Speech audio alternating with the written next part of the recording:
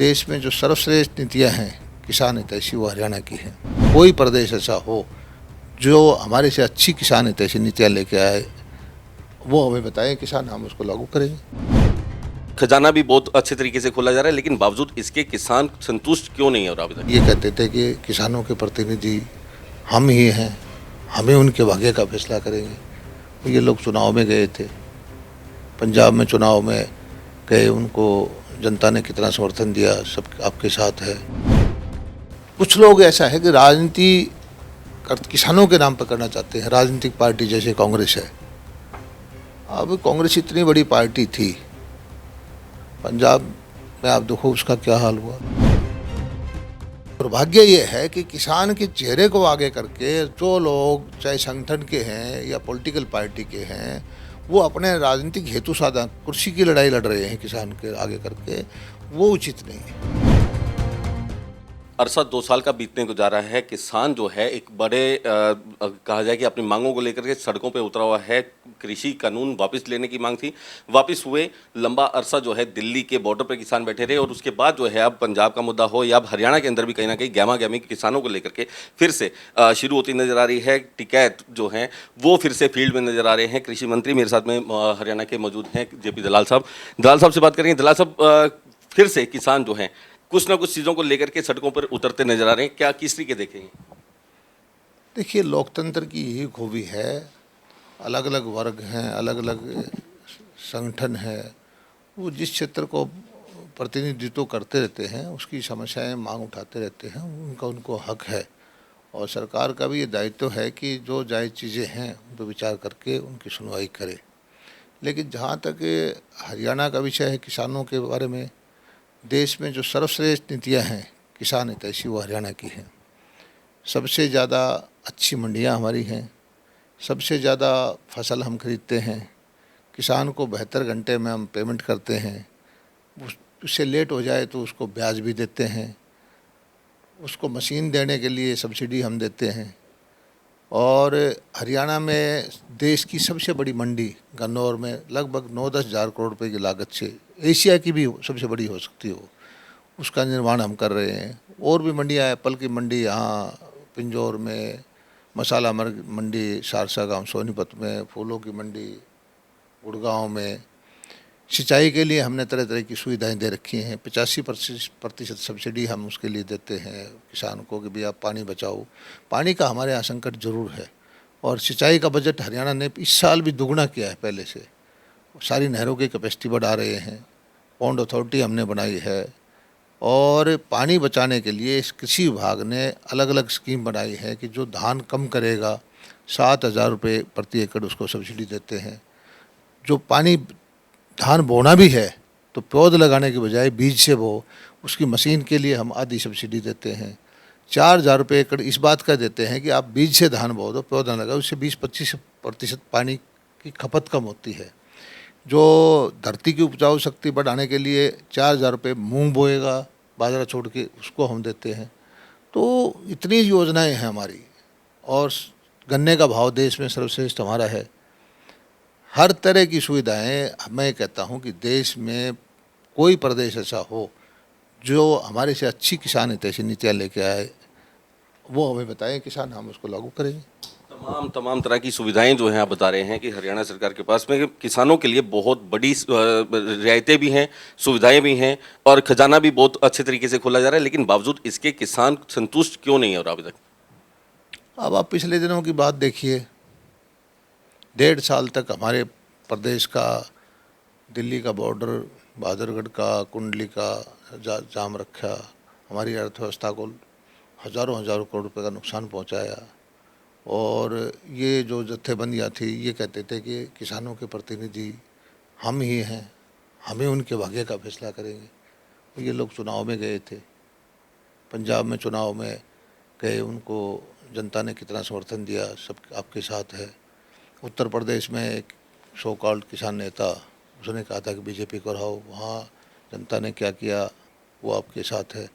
मैं तो ये किसानों के नमन करता हूँ, धन्यवाद करता हूँ कि वो समझदार हैं, और वो अपना अच्छा क्या है बुरा क्या है वो अपने भाग्य का फैसला करते हैं। और विचार करके अपनी सरकारों को चुनते हैं। और ये फैसला उन्होंने अब पिछले आंदोलन के बाद भी पंजाब में आप देखिए, उत्तर प्रदेश में, उत्तराखंड में, गोवा में दिखाया है। और कुछ लोग ऐसा है कि राजनीति किसानों के नाम पर करना चाहते हैं, राजनीतिक पार्टी जैसे कांग्रेस है। अब कांग्रेस इतनी बड़ी पार्टी थी, पंजाब में आप देखो उसका क्या हाल हुआ, उत्तर प्रदेश में जहाँ उसका कितने सालों तक सत्ता में रही, 90% सीटों पर उसकी जमानत हो गई, जब्त हो गई। और वो ये कहती थी कि भाई हम किसानों के लिए ये कर रहे हैं, हम किसानों के साथ हैं।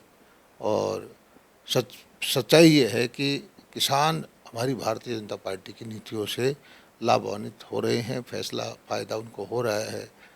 जो काला बाजारी रोकी हमने, उसकी खाद की, यूरिया पे नीम का लेपन किया, 6-6 हज़ार रुपये साल के दे रहे हैं किसानों को, खाद उपलब्ध करा रहे हैं। खाद पर 2,19,000 करोड़ रुपए की सब्सिडी भारत सरकार दे रही है, जो आज से 3 साल पहले सिर्फ 60,000 करोड़ रुपए थी। किसान की इनपुट कॉस्ट को कंट्रोल किया हुआ है, धीरे धीरे मार्केट उसको उपलब्ध करा रहे हैं, उसको टेक्निकल नो हाउ दे रहे हैं, उनके बच्चों को प्रशिक्षण दे रहे हैं कि आप मछली पालन करिए, आप डेयरी का काम करिए, आप प्रोसेसिंग का काम करिए। और इस तरह की एक्टिविटी राइड करके शहद का, मधुमक्खी पालन का, मशरूम का, बागवानी का, तो उस तरफ हरियाणा सरकार पूरा ध्यान दे के काम कर रही है। बेबाक राय जो है आप अपनी रखने के लिए हमेशा जाने जाते हैं। आप जो बात स्पष्ट तरीके से जो है वो जो कह रही हैं वो आप कह करके हटते हैं पीछे, उसमें दिल में कुछ भी रखते नहीं। एक बात जो है ईमानदारी से मैं जानना चाहूँगा कि जो किसान है, असली किसान है, वो घर बैठता है, बहकाए हुए बहलाए हुए जो किसान हैं या सिर्फ राजनीति करने वाले, वो कहीं ना कहीं आगे लाए जाते हैं, सिर्फ प्रमोट किए जाते हैं? देखिए, 2 चीज़ें हैं। एक तो किसान, मैं भी किसान हूँ। अब मैं किसान हूँ, एक राजनीतिक पार्टी से जुड़ा हुआ हूँ, सरकार में हूँ, तो अब मुझे 2 तरफ से मेरा दायित्व बन जाता है। कुछ किसान हैं जिन्होंने काम नेतागिरी करना है, आंदोलनकारी करना है, वो अपने संगठन को और उसको आगे बढ़ाने का काम ज़्यादा करते हैं। कुछ आज किसान ऐसे हैं कि हमारी विरोधी पार्टी से जुड़े हुए हैं, वो वहाँ के पदाधिकारी भी हैं, अब किसान तो वो भी हैं, वो उनके राजनीतिक हेतु अपने जो भी कार्यक्रम करते हैं उस तरह करते हैं। अब किसान तो इतना बड़ा वर्ग है, अब उसको वो हर फील्ड में किसानी के साथ साथ दूसरे चीज़ों में भी जुड़ा हुआ है। और दुर्भाग्य ये है कि किसान के चेहरे को आगे करके जो लोग चाहे संगठन के हैं या पॉलिटिकल पार्टी के हैं, वो अपने राजनीतिक हेतु साधन कुर्सी की लड़ाई लड़ रहे हैं किसान के आगे करके, वो उचित नहीं है। तो मानते हैं कि भी हाल फिलहाल के कुछ वक्त के अंदर ही ये किसानों में कुछ इस तरह की जागरूकता या इस तरह किसानों को जो है मुद्दा बनाया जाने लगा, किसानों के कंधे को यूज किया जाने लगा। अभी कुछ वक्त के अंदर ये देखने को मिला जब से किसान आंदोलन शुरू हुआ उसके बाद से? नहीं, पहले भी ऐसे करते आए लोग। और किसान, आप मुझे बताइए कि हमारे जो किसान संगठन के जो बड़े बड़े जत्थेदार थे, एक माहौल बना दिया था कुंडी बॉर्डर पे, बहादुरगढ़ बॉर्डर पे। ऐसा लगता था कि सारे देश के किसानों के प्रतिनिधि यही हैं। और वो अपने प्रदेश में पार्टी बना के जब चुनाव लड़े तो कितना जन समर्थन मिला तो वो आपके सामने है। या जो लोग ये कहते थे कि बीजेपी को हरा देंगे उत्तर प्रदेश में, और जिस क्षेत्र से वो, उनके जिस गांव से, जिस विधानसभा में आते थे, वहाँ क्या हुआ। अब मैं इसको कोई ये घमंड की बात नहीं कर रहा है या वो नहीं कर रहा, लेकिन मैं तो नमन करता हूँ किसान वर्ग को कि वो आज के दिन इतना जागरूक है, अपना भला बुरा समझ सकता है और उसको पता है कि कौन उसकी नीति दशा को और आर्थिक हालत को सुधारना चाहता है, कौन उसके कंधे पे बंदूक रख के कुर्सी की लड़ाई लड़ रहा है। मंत्री जी, एक नया चीज और आ रही है, कर्ज मुक्त अभियान ये शुरू किया जा रहा है। राकेश टिकैत अगुवाई कर रहे हैं, जगह जगह पे मीटिंगों का दौर शुरू हुआ है। करनाल में भी मीटिंग हुई है, सोगड़ा गांव में मीटिंग हुई है, वो भी जानकारी आप तक आई होगी। इसको किसे देखेंगे? नहीं, वो तो हम खुद ही चाहते हैं कि कोई कर्जा ना हो किसान के ऊपर, किसान को, और उसके लिए नीतियाँ बनाई है हमने। किसान को कर्ज मुक्त करने के लिए क्या करना पड़ेगा कि आप उसको पहले तो सस्ती पूंजी दो। पहले पुराने ज़माने के अंदर साहूकार के अंदर चंगुल में था किसान, 24%, 30%, 40% उसका ब्याज खा जाता था, कभी कर्जे से निकलता ही नहीं था। उसके लिए हमने केसीसी की व्यवस्था शुरू की।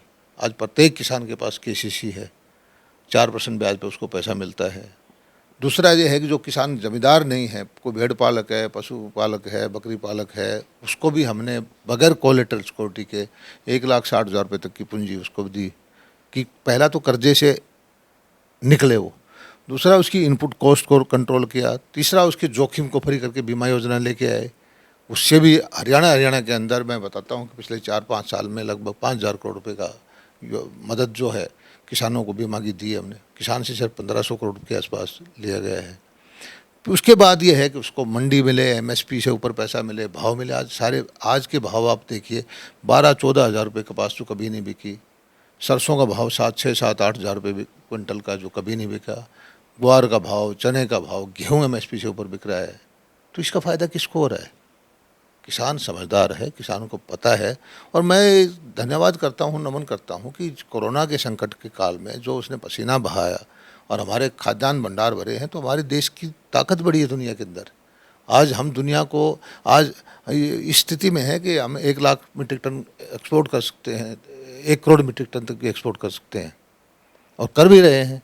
पिछले साल हमने 4 लाख करोड़ रुपए का खाद्यान्न, फल, सब्जी एक्सपोर्ट किया है। ये भारत, उभरते हुए भारत की ताकत है।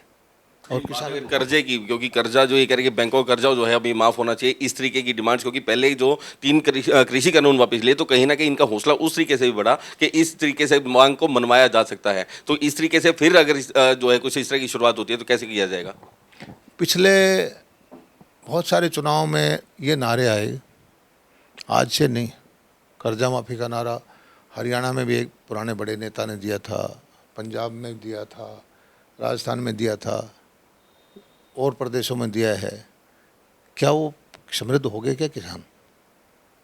क्या उनके कर्जे माफ़ हुए क्या? हम तो कहते हैं कि किसान आत्मनिर्भर बने, सक्षम बने, कर्जा देने वाला बने। यह आज का नारा नहीं है, लेकिन जिन्होंने अपना संगठन चलाना है, राजनीति करनी है, उनको कुछ लच्छेदार लुभावने नारे तो देने ही होते हैं।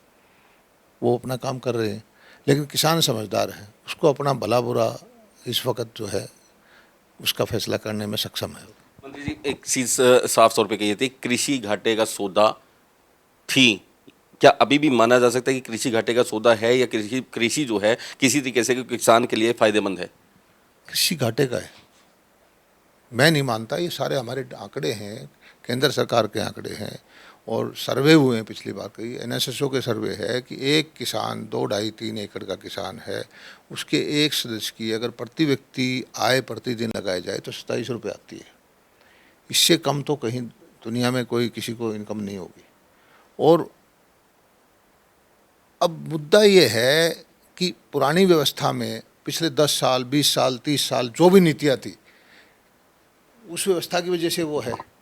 क्या हमें उसी व्यवस्था में किसान को चलने देना चाहिए, या हम कोई और नई चीज़ दें उसको, नई मार्केट दें, नई तकनीकी दें, नया व्यवसाय समझाएं, क्या करें, एफपीओ बनाएं, क्लब करें, कोऑपरेटिव खेती करें, सामूहिक चीज़, कुछ तो उस 2 चीज़ें हमारे सामने, या तो हम उसको उसी हालत में छोड़ दें या हम कुछ न कुछ नया करें। और नया जब हम करते हैं तब जो पुरानी व्यवस्थाओं में बिचौलिए किस्म के लोग हैं, जो उसका बीच का किसान का शोषण करवाते हैं, किसान को नहीं उभरने देते, उससे राजनीतिक लाभ उठाते हैं, वो बीच में आके अपना हेतु साधने के लिए किसानों को भड़काते हैं, सरकार पर दोषारोपण करते हैं। ये हो रहा है इस देश में। और ये लड़ाई सामाजिक संगठन, किसान के सहित सच्चे हितैषी या किसान का भला चाहने वाला राजनीति, उनको लड़नी पड़ेगी। किसी व्यवस्था में परिवर्तन लाने के लिए बहुत लंबा संघर्ष करना पड़ता है, और उसके लिए मैं समझता हूँ कि भारतीय जनता पार्टी कोशिश कर रही है। तो 3 कानून जो आने थे उसमें भी सबसे पहली बात जो है बिचौलियों को खत्म करने की थी, और सीधा लाभ जो है कहीं ना कहीं किसान को उससे मिलता। अब मुझे आज तक समझ में नहीं आई कि नाम ये था कि हमने कहा था कि किसान को एक मंडी के अंदर 20 गांव हैं। आज का कानून ये कहता है कि उन 20 गांव हैं, 50 दुकान है, 50 दुकानदार से बाहर कोई डील नहीं कर सकता। व्यापार करेगा उसको मंडी का टैक्स देना पड़ेगा। हमने कहा था कि जिसका दिल करे खरीदे, जिसका दिल करे बेचे। तो किसान को क्या नुकसान था? मंडी के व्यापारी को तो हो सकता है। किसान को आज कोई अच्छा भाव लेके खरीदना चाहे, आज मंडी नहीं खरीदने देती, टैक्स लगाती है, जुर्माना भी लगाती है। नहीं, हमारे यहाँ से हमने यही तो किया था कि कोई जो जिसका दिल करे जहाँ से खरीदे, जैसे खरीदे। लेकिन बात समझ नहीं आई कहीं। हाँ, कहीं कहीं न कहीं हमें कमी रही है, या समझाने में कामयाबी नहीं हुई, या कुछ फ़र्क रह गया, कोई उसको ठीक करेंगे। भूपेंद्र सिंह हुड्डा भी लगातार एक चीज कह रहे हैं। अभी परसों जो है दिल्ली में थे, दिल्ली में उन्होंने एक चीज बयान दिया कि किसानों का कर्जा जो है बीजेपी के राज में दुगना हो गया, तो लगातार बढ़ता जा रहा है। क्या मानते हैं कि वो उनकी बात में सच्चाई, क्या उनके कार्यकाल में कुछ ऐसा था कि जो अब किसानों के लिए बहुत बेहतर था? ऐसा है, पिछले साल हमने कृषि का बजट 28% बढ़ाया है, नहरों का बजट दुगना किया है, 100% किया है। 2014-15 में किसानों की जो हुड्डा साहब के वक्त था, उससे सारे गन्ने का भाव, गेहूं का भाव, फसलों का भाव, ग्वार का भाव, कपास कोई दुगना हो गया, कोई 3 गुना हो गया, कोई 4 गुना हो गया। ये तो एक प्रक्रिया है कि आपकी प्रति व्यक्ति आय भी दुगनी होगी, प्रति व्यक्ति हमारी जीडीपी भी बढ़ रही है। तो ये ज़रूर है कि वहाँ से भी कुछ ना कुछ बड़े बड़े उद्योगपति हैं, उनके कर्जे भी बढ़ गए हैं, उनकी आमदनी भी बढ़ गई है। ये गुमराह करने वाली बयान है। क्योंकि उनका कहना है कि वो चिंतन शिविर के अंदर जब बैठे थे तो कृषि कमेटी के जो चेयरमैन थे, तो वो तमाम जो बातें गई हैं वो अब हरियाणा के अंदर भी उन्हें चीज़ों को लागू किया जाएगा और किसानों के मुद्दे के ऊपर जो है वो लड़ाई लड़ने के लिए कांग्रेस तैयार है। मैं तो हमारे प्रधानमंत्री नरेंद्र मोदी जी, हमारी भाजपा सरकारें, उनको धन्यवाद करता हूँ कि वो कांग्रेस पार्टी जिसने 60-70 साल इस देश पे शासन किया है, वो कम से कम किसानों के बारे में चिंतन तो करना, सोचना तो शुरू कर दिया उसने। और लेकिन एक दुर्भाग्य है कि वो चिंतन उदयपुर के 5 स्टार होटल, 7 स्टार होटल में बैठ के कर रहे हैं। किसान के खेत में जाके, गरीब की झोपड़ी में जाके करेंगे, तब उनको कहीं न कहीं जनता सुनेगी। डाइवर्सिफिकेशन ये सबसे बड़ी एक चीज़ है। अगर इस चीज़ के ऊपर कितना काम हुआ है आपके ध्यान से, आपकी जानकारी में कितना, और किस तरीके से जो है सरकार इस चीज़ को लेकर काम कर रही है? नहीं, हरियाणा में तो सारे देश से, मैंने आपको पहले बताया था, पूरा ध्यान है। हमने कहा जैसे कि धान छोड़ करके कोई और बाग लगाए, कपास लगाए, कोई डाइवर्सिफाई करे, 7,000 रुपये एकड़ देते हैं। और हमारा ध्यान सारा ये है कि हॉर्टिकल्चर की तरफ आप जाइए, क्योंकि हमारा जोग्राफिकली एडवांटेज है कि हम दिल्ली के 3 तरफ हैं। और दिल्ली में सब्जियों की, हमारे यहाँ कल्चर है, सब्जियाँ फ्रेश चाहिए, फल सब फ्रेश चाहिए, दूध फ्रेश चाहिए, तो उसका एडवांटेज हम उठाएं। और किसानों को हम यही कहते रहते हैं कि अब जो हमने दुनिया भर के हमारे यहाँ एक्सीलेंस सेंटर बनाए हैं इजराइल की विधि से, किसानों को ट्रेनिंग दे रहे हैं, बागवानी के लिए तरह तरह की सब्सिडी है, बागवानी बीमा योजना भी लेके आए हैं हम। बीज से लेकर बाजार तक हर जगह किसान के साथ हैं। हरियाणा जैसी नीतियाँ देश में कहीं भी नहीं है। बीज पे सब्सिडी है, पौध लगाते हैं उस पर सब्सिडी है, पॉली हाउस बनाते हैं उस पर सब्सिडी है, माइक्रो इरिगेशन पे हम सब्सिडी देते हैं, मल्चिंग पे, टनल पे, बम्बू स्टैकिंग पे। फिर आपका अगर फसल ख़राब होती है तो उस पर बीमा योजना है, भाव गिर जाता है तो भावांतर भरपाई योजना है। हर कदम पर यह है कि किसान के साथ खड़ी है सरकार।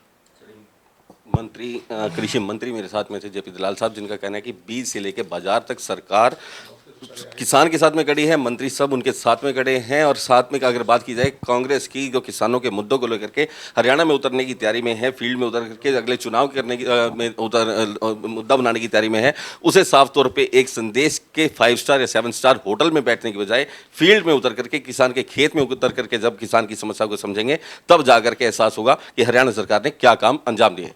कैमरामैन पंकज के साथ सुनील सदाना, न्यूज़ ओनली, चंडीगढ़।